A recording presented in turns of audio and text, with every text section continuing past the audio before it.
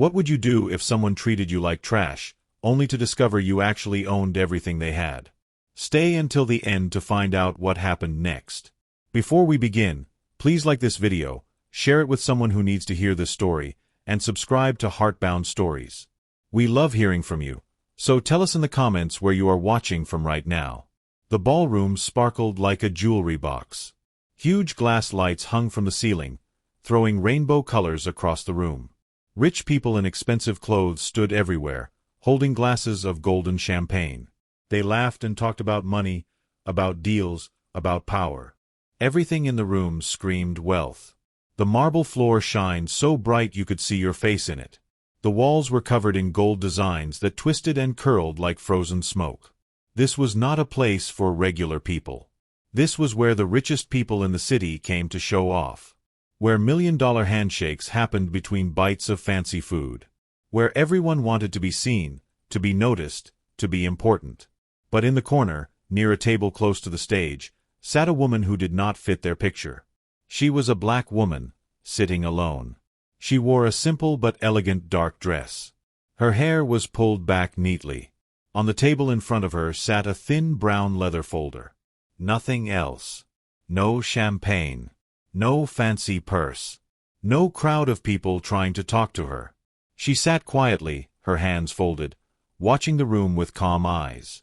She looked comfortable, like she belonged exactly where she was. But to everyone else in that glittering ballroom, she looked wrong. Out of place. Like a puzzle piece from a different box. The man speaking on stage, the master of ceremonies, had slicked back hair and a smile that never reached his eyes. He leaned sideways toward the woman next to him. His voice dropped to a whisper, but it carried the kind of meanness that always does. "Who let her in?" he asked, his eyebrows raised. The woman beside him, dripping in diamonds, smiled a tight little smile. "Rachel Sterling will take care of it," she whispered back, her voice smooth like honey mixed with poison. Rachel Sterling was the queen of the night. She owned Hale Capital, one of the biggest investment companies in the country. This gala was her party, her kingdom, her stage. She wore a white dress that probably cost more than a car. Her blonde hair was perfect. Her smile was practiced. Everything about her screamed control. And the moment she spotted the black woman sitting alone, her face changed. First came curiosity, like spotting a strange bird. Then came something darker. Disgust. Anger. How dare someone she did not know sit in her ballroom? Rachel glided across the floor like a shark moving through water. Her high heels clicked on the marble, each step echoing through the massive room. People noticed. They always noticed Rachel. Conversations paused. Heads turned. Everyone wanted to see what would happen next. Rachel stopped right in front of the woman's table. She smiled, but her eyes were ice cold. "Excuse me," Rachel said, her voice sweet like poisoned candy. "This section is reserved for executive partners only." The woman looked up slowly. Her face was calm, peaceful even. Her voice was steady and quiet. "I know," she said simply. Rachel's smile got tighter, like a string being pulled. "Then you are in the wrong seat." The woman looked at Rachel without blinking. "No," she said, folding her hands on the table. "I am exactly where I should be." A sound rippled through the nearby crowd. Whispers. Gasps. People leaned closer, smelling drama like sharks smell blood in water. This was better than any speech. Better than any deal. This was conflict, and rich people loved watching conflict when it was not happening to them. Rachel tilted her head like a confused snake. "Name?" she asked, her voice sharp now. "Maya Thompson." "Maya Thompson," Rachel repeated slowly, pretending to search her memory. Her finger tapped her chin in fake concentration. "I do not recall inviting anyone named Maya Thompson. Are you someone's assistant?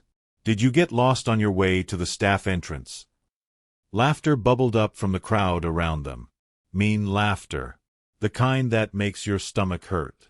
But Maya did not move. Did not blink. Did not look away.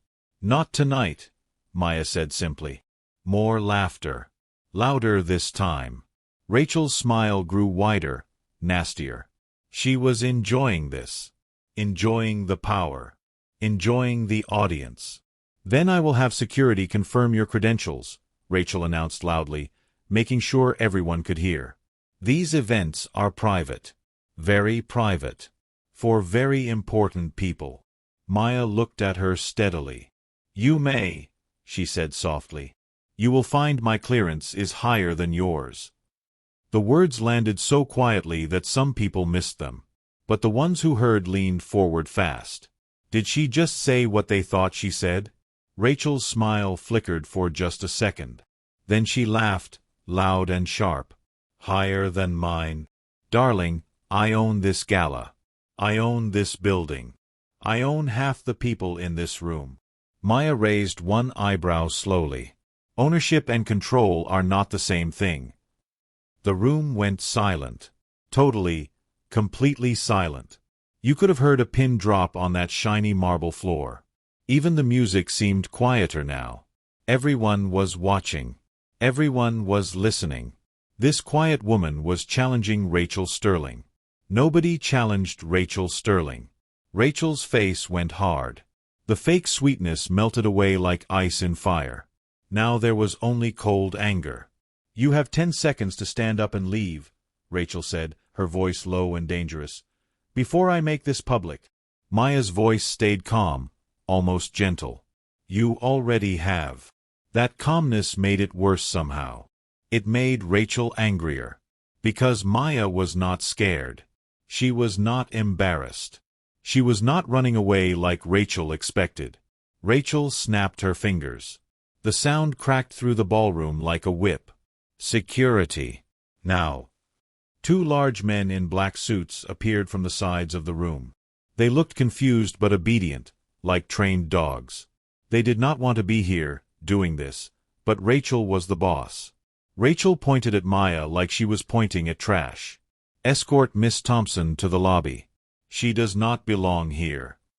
One of the security guards hesitated. He looked at Maya, then at Rachel, then back at Maya. Something did not feel right to him. Ma'am, he started to say. Now, Rachel barked, her voice sharp enough to cut glass. Remove her immediately. Maya stood slowly, gracefully. She pushed her chair back with calm, measured movements. The guard stepped closer, but something in her eyes made them stop before touching her. They did not grab her arms. They just stood there, waiting. Then, like a miracle, a young woman in a staff uniform came rushing from the registration desk near the entrance. Her heels clicked frantically on the marble. Her face was white with panic. She reached Rachel and grabbed her arm, pulling her aside. Ma'am, the assistant whispered urgently, her words tumbling out fast. Ma'am, you need to see this. Her credentials. She is cleared under priority level 1. Rachel frowned. What are you talking about? Priority level 1, the assistant repeated, her voice shaking. That is the highest clearance. Only board executives have that. Only the most important people in the entire company. The color drained from Rachel's face like water down a sink. Her mouth opened slightly. Her eyes went wide. Then they darted fast to the brown leather folder sitting on Maya's table. The folder had a symbol on it. A symbol Rachel knew very well. An embossed seal, pressed into the leather in gold. The seal of Argent Equity Holdings. Argent Equity Holdings. The massive investment group that backed everything. The giant that held up companies like pillars holding up a roof. The giant that held up Rachel's company, Hale Capital. Every contract, every deal, every dollar Rachel had came from them. And Maya Thompson sat there calmly, holding their folder. Rachel's mind spun like a tornado. This could not be real. This woman, this quiet black woman sitting alone, could not possibly be connected to Argent Equity. There had to be a mistake. A mix-up. Something wrong with the computer system. She turned back to Maya, her voice shaking now but still trying to sound strong. Do not play games with me. You might have some connections, but this is my event. My night. My company. Maya stepped closer. Her movements were slow and controlled, like a teacher approaching a student who was about to learn a hard lesson. Her voice stayed soft, but now it had an edge like a knife wrapped in silk. "You assume too much, Rachel," Maya said. "You assume I wanted to be here tonight. You assume you can measure a person's worth by how close they stand to wealth. And you assume, very wrongly, that you can humiliate someone without consequences." The crowd pressed closer now. Phones came out. People started recording. This was going to be on the internet before the night ended. Everyone could feel it. Something big was happening. Rachel felt trapped, cornered. She hated that feeling. She hated this woman for making her feel small in her own ballroom. Anger boiled up inside her like hot water in a kettle. She needed to win. Needed to prove she was still in control. Still the queen. She grabbed a glass of champagne from a passing waiter. The golden liquid sloshed in the crystal glass. Rachel held it up high, making sure everyone could see. "Let me give you a reminder," Rachel said, her voice dripping with venom, "about staying in your lane." Then she poured the champagne. Slowly, deliberately. The golden liquid splashed onto Maya's brown leather folder. It soaked into the expensive leather, darkening it, ruining it. Drops fell onto the white tablecloth like tears. The gasp that went through the crowd was loud enough to shake the chandeliers. Cameras flashed like lightning. Phones recorded every second. Someone in the back whispered, "Oh my God, she did not just do that." But Maya did not move, did not gasp, did not even look at her ruined folder. She just stood there, looking at Rachel with eyes that seemed to see right through her. Then Maya spoke 2 words. Just 2 simple words. Code 7. The words were so soft that Rachel almost missed them. They sounded like nothing. Like a whisper. Like air. But the effect was like dropping a bomb in the middle of the ballroom. Within seconds, phones all across the room started buzzing. Not just 1 or 2. Dozens. Then hundreds. The sound was like a swarm of angry bees filling the air. Buzz, buzz, buzz. Ding, ding, ding. Beep, beep, beep. People grabbed their phones from pockets, from purses, from tables. Their faces changed as they looked at their screens. Confusion. Fuck. Fear. Panic. "What is happening?" someone shouted. "My accounts," a man in a gray suit said, his voice high and scared. "My accounts are frozen." "Mine too," a woman shrieked. "Everything is locked." The buzzing got louder, more frantic. The music stopped completely now. The whole gala fell apart like a sandcastle hit by a wave. Rich people ran around like scared chickens, shouting into their phones, grabbing their assistants, demanding answers nobody had. Rachel's assistant appeared again, running so fast she almost fell. Her face was not just white now. It was gray. The color of ash. The color of death. "Ma'am," she gasped, trying to catch her breath. "Ma'am, our accounts. All of them. The wire transfers. The investments. Everything. Everything is freezing." Rachel's heart dropped into her stomach. "What are you talking about? That is impossible." "The global servers," the assistant stammered, her hands shaking as she held up her tablet. "They just locked down. Argent Equity activated something called oversight control. Every account connected to them is frozen, including ours. Including all of ours." Rachel felt like the floor was disappearing under her feet. She grabbed the tablet from her assistant's shaking hands. There on the screen, in bold red letters, was a message that made her blood turn to ice. "All transactions suspended pending review by Maya Thompson, Chairwoman, Argent Equity Holdings." Chairwoman. The word hit Rachel like a punch to the face. Maya Thompson was not just connected to Argent Equity. She was not just an employee.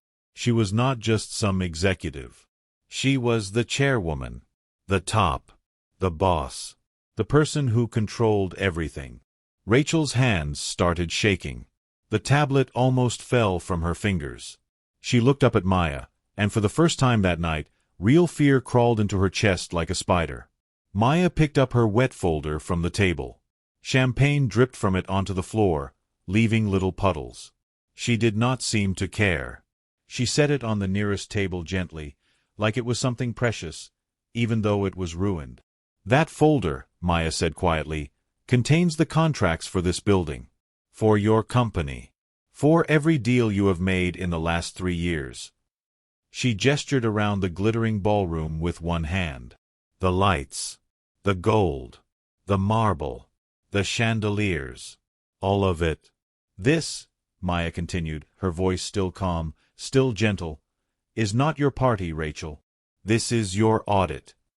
The word audit spread through the crowd like fire in a dry forest. Audit meant investigation. Audit meant someone checking every number, every deal, every lie. Audit meant the end. Executives all around the room pulled out their phones, their tablets, their devices. Each one showed the same message, the same red screen, the same name. Maya Thompson. Suspended. Review. Frozen. Their money. Their deals. Their power. All of it stopped. All of it controlled by the woman Rachel had just humiliated in front of everyone. Rachel's mouth opened and closed like a fish out of water. No sound came out. What could she say? What could she possibly say? A man in an expensive suit pushed through the crowd. "Miss Thompson," he called out, his voice desperate. "Miss Thompson, please, there must be some mistake. My company has been working with Argent for 15 years. We have done nothing wrong." Maya turned to him. Her expression softened slightly. "Then you have nothing to worry about, Mr. Chen. The audit will confirm that. But every company connected to Hale Capital will be reviewed. Every single one." Another woman shouted from the back. "But that is hundreds of companies. Thousands of jobs. You cannot just freeze everything." Maya's voice did not rise. It did not need to. "I can. And I have. Because tonight I was reminded why this is necessary." She turned back to Rachel. The room fell silent again. Everyone wanted to hear this. Everyone needed to hear this. "You did not see me as a person," Maya said softly. "You saw my skin color. You saw a woman sitting alone. And you decided I did not belong. You decided I was less than you. Beneath you. Worth nothing." Rachel's lips trembled. I did not." "You did," Maya interrupted gently. "You did exactly that. And you are not alone. Half the companies in this room do the same thing every single day. They decide who matters based on how people look, where they come from, how much money they show." Maya walked toward the stage. Her heels clicked on the marble floor. Everyone moved out of her way like she was royalty, which, in a sense, she was. She controlled billions of dollars. She controlled their futures. When Maya reached the podium where the master of ceremonies had been standing earlier, she stopped. The microphone was still on. She did not touch it, did not adjust it. She just stood there, and somehow, her quiet voice filled the entire massive ballroom. "My name," she said, "is Maya Thompson." The ballroom was so quiet you could hear people breathing. Every eye was locked on Maya. Every phone was pointed at her. This moment would be replayed 1,000,000 times by morning. Everyone knew it. Maya stood at the podium like she had been born to stand there. No nervousness, no fear. Just calm, steady power. "I am the majority partner and chairwoman of Argent Equity Holdings," she continued, her voice clear and strong. 6 months ago, Hale Capital was drowning.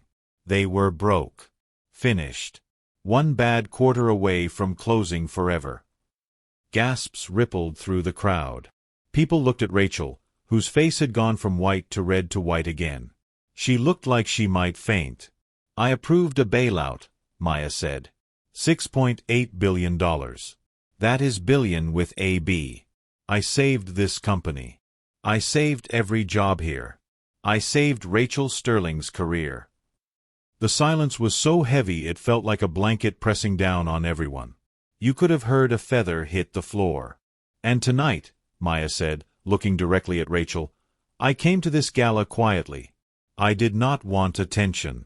I did not want applause. I just wanted to observe. To see how the company I saved was doing. To meet the people my money was helping. She paused. The pause stretched out like taffy, long and painful. Instead, Maya continued, I was judged by the color of my skin. I was assumed to be an assistant. A person who got lost. Someone who did not belong. And then, in front of cameras and witnesses, I was humiliated. Rachel stumbled forward, her expensive heels catching on her dress. She looked desperate now. Broken. All her power and control had melted away like ice in the sun. Please, Rachel begged, her voice cracking. Please, I did not know who you were. I made a mistake. A terrible mistake. But you cannot destroy my company over a misunderstanding. Maya's eyes stayed steady. I am not destroying your company, Rachel. I am revealing it. She pulled her phone from a small pocket in her dress and tapped the screen a few times. Then she handed it to a man standing near the stage. He wore a badge that said, Media Director. Send that file to every news outlet, Maya instructed. Make sure everyone sees it. The man looked at the phone. His eyes got wide. He nodded quickly and started typing on his own phone, forwarding the file to hundreds of contacts. What is in that file? Someone in the crowd shouted. Maya turned to face them all. Everything. Hale Capital's real numbers. Their hiring practices. Their board meetings. How many qualified candidates of color they rejected. How many women they passed over for promotions. How many times they chose wealth and connections over actual talent. A woman near the front covered her mouth with her hand. A man in the back swore under his breath. Everyone understood now. This was not just about Rachel being rude. This was about a pattern, a system, a way of doing business that hurt people. This is not punishment, Maya said firmly. This is exposure. The world deserves to know how you really operate. Investors deserve to know where their money goes. Employees deserve to know why they never get fair chances. Rachel sank to her knees right there on the marble floor. Her white dress pooled around her like spilled milk. Tears ran down her face, taking her makeup with them. I am sorry, she sobbed. I am so sorry. Please. I will change. I will do better. Just give me a chance. Maya walked down from the stage slowly. She stopped a few feet away from Rachel. For a long moment, she just looked at her. Then she spoke, and her words were not angry. They were sad. You are sorry because I have power, Maya said quietly. You are sorry because I can hurt you. But you should have been sorry the moment you decided to treat any human being with disrespect. She knelt down so she was eye level with Rachel. The problem is not that you did not know who I was. The problem is that you thought it mattered. You thought respect was something only important people deserved. Maya stood back up. She looked around the ballroom at all the rich, powerful people watching. Every person deserves respect, she said, her voice ringing out clear and true. The janitor who cleans this building. The waiter serving your champagne. The assistant answering your calls. Every single person has value, has dignity, has worth. She pointed to the doors. And any company that does not understand that does not deserve to exist. The security guards who had tried to remove Maya earlier stood frozen near the wall. One of them, the one who had hesitated, had tears in his eyes. He knew. He understood. He had probably been treated the same way 1,000 times. Maya walked toward the exit. Her steps were slow and steady. Confident. The crowd parted in front of her like the Red Sea parting for Moses. Nobody spoke. Nobody moved. They just watched her go. But before she reached the door, she turned back one last time. By morning, she said, the audit will be complete. Companies that have been fair, that have been honest, that have treated people with respect will be cleared. Their accounts will be unfrozen. Their money will flow again. Hope flickered on some faces in the crowd. But companies that have broken the rules, Maya continued, her voice hard as steel, companies that have discriminated, that have cheated, that have chosen cruelty over kindness will face consequences. Real consequences. She looked at Rachel one final time. Starting with Hale Capital.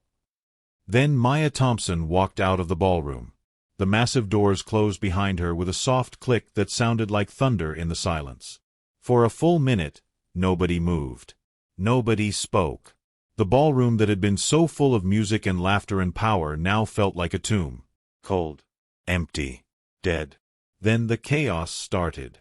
People shouted, cried, made phone calls, sent emails, tried desperately to save their companies, their jobs, their futures. But it was too late. The damage was done. The truth was out. Rachel Sterling stayed on the floor, crying into her hands. Her assistant tried to help her up, but Rachel could not stand, could not move. Everything she had built was crashing down around her like a building in an earthquake. By sunrise the next morning, the story was everywhere. Every news channel, every website, every social media platform. The video of Rachel pouring champagne on Maya's folder had been viewed 10 million times. The photo of Maya standing at the podium had become a symbol. Hale Capital collapsed within 48 hours. Partners pulled out. Investors fled. Employees quit. The building that had hosted the gala was sold. Rachel Sterling resigned in disgrace. She lost everything. Her company. Her reputation. Her future. But the story did not end there. Because Maya Thompson did not just destroy. She rebuilt. She took the money from Argent Equity and created a new fund. A fund that invested in small businesses owned by women, by people of color, by anyone who had been told they were not good enough, not rich enough, not connected enough. Within a year, that fund had helped launch 300 new companies, created 10,000 new jobs, changed 100,000 lives. And every single person who worked for Maya knew one thing for certain. She would treat them with respect, with dignity, with fairness. Not because of who they were or what they looked like, but because they were human beings. And that was enough. The lesson spread like ripples in a pond. Other companies watched what happened to Hale Capital and got scared. They started changing, started hiring more fairly, started treating people better. Because they knew that somewhere out there, Maya Thompson was watching. And if they crossed the line, she would know. The ballroom where it all happened was eventually torn down. But people never forgot what happened there. They told the story to their children, their grandchildren. The story of the night when arrogance met its match, when cruelty met consequences, when power learned that respect is not optional. And the most important lesson of all? You never know who you are talking to. That quiet person sitting alone might change your whole life. That person you think does not matter might matter more than anyone else in the room. Treat everyone with kindness, with respect, with dignity, not because they might be powerful, but because it is the right thing to do. Because in the end, we are all just people. And every person deserves to be treated like they matter. Because they do.